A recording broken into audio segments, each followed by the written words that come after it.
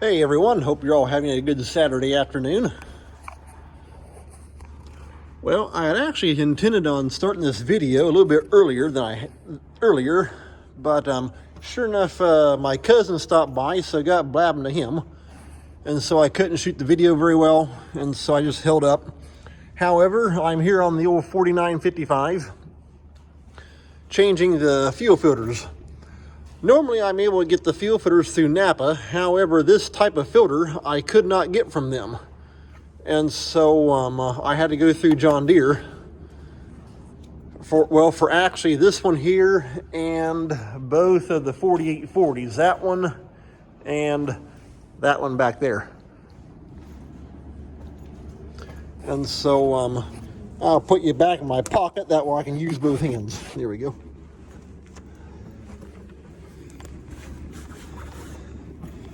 But like I say, normally I can always get these filters from Napa. But with the shortage of everything else going on, they couldn't get them. And so I needed them, so I just got filters for all three tractors through John Deere. And this tractor, it takes one filter, and then it's also got this, it's like a little strainer type deal. It just catches any kind of large sediments, and you just change it out every year. And so I just got done putting that in and putting that on. And so now, this here is a little bleeder screw. It bleeds out the air. Get that loosened up.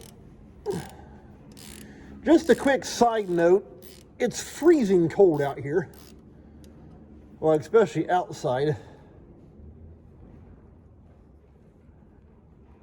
Last I saw, the temperature is right around 18. It might be about 20 now. However, they're calling for tomorrow to get up into the 50s. And next week, 50s, 60s, and on up to 70. I'll take that. So, I got the little air bleeder here loosened up.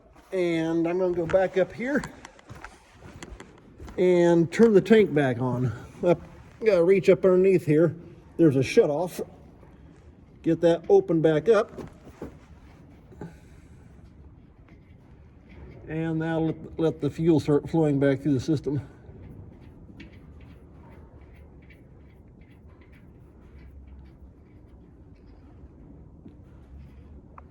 Okay, the tank is on.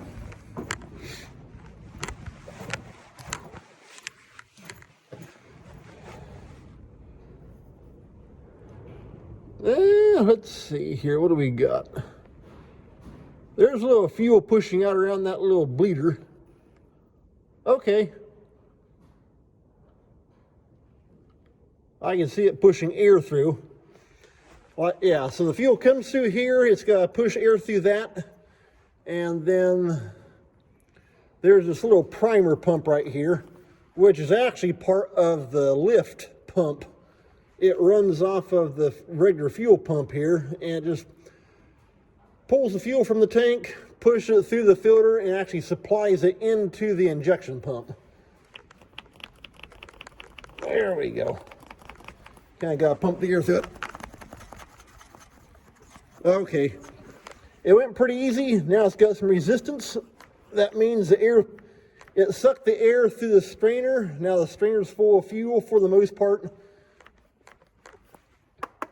And it is back into the fuel filter. So I'm going to take and just stick that in there.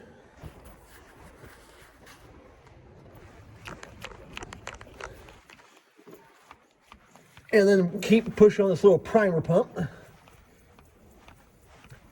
Okay, I don't know if you can see that too well up there, but it's got, you can see a bunch of air pouring out of it. Sometimes you can tap on that. If it has a pretty loud clink sound to it, it's empty. If it's got more of a dull thud, it's getting pretty well filled up.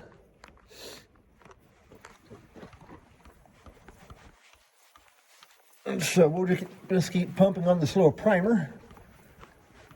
Usually, once you push all the air through, I'll take and I'll tighten up that bleeder, and then I'll pump on for a little bit longer.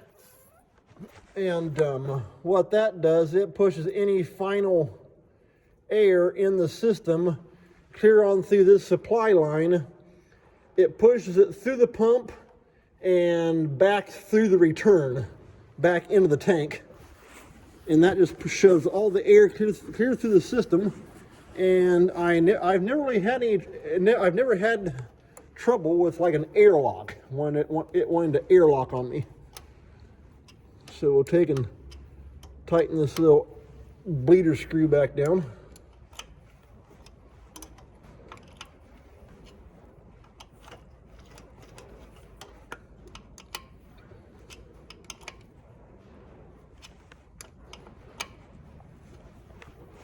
Okay, there's that.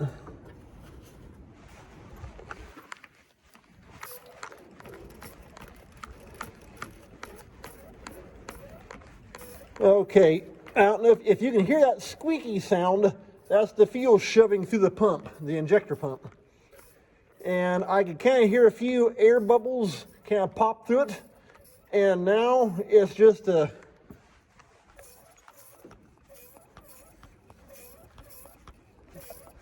It sounds pretty consistent, and I can actually hear the fuel going back into the top of the fuel tank.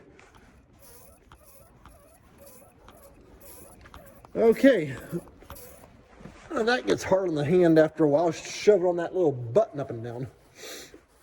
And so, okay, that's got that. Now, I did forget to grab, because when I took the old fuel filter off, it kind of spit out the top here just a little bit. I want to grab a can of ether and kind of clean some of that crap off. Clean my ring shut.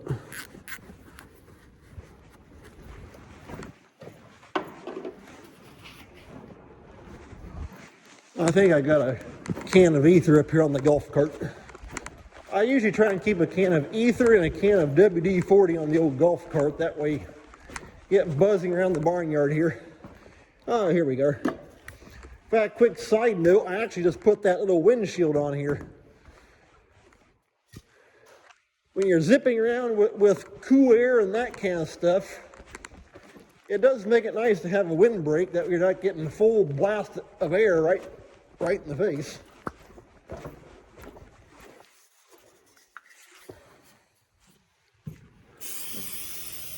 Let's see, there's that up there. And wow, is that cold on the fingers.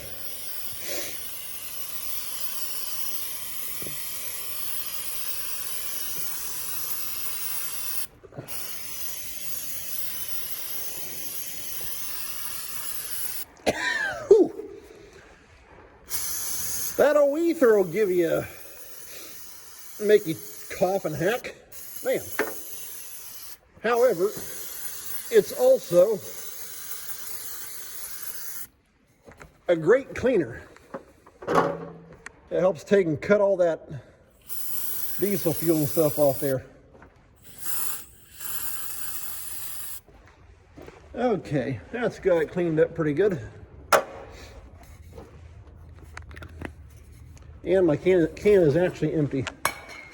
So, gonna hop inside, start it up, let it run for a little bit, and shut it down. And that'll have this one here anyway.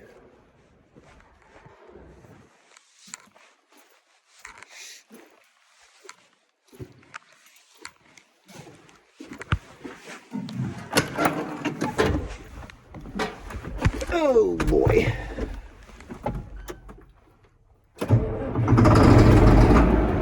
Oh, there we go.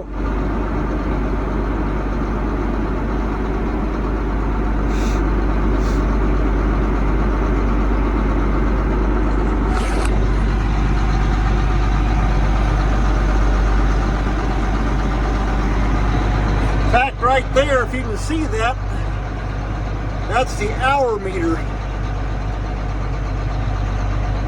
It doesn't have enough numbers on the screen, but this tractor's a 1989, and it's got 11,600 hours on it.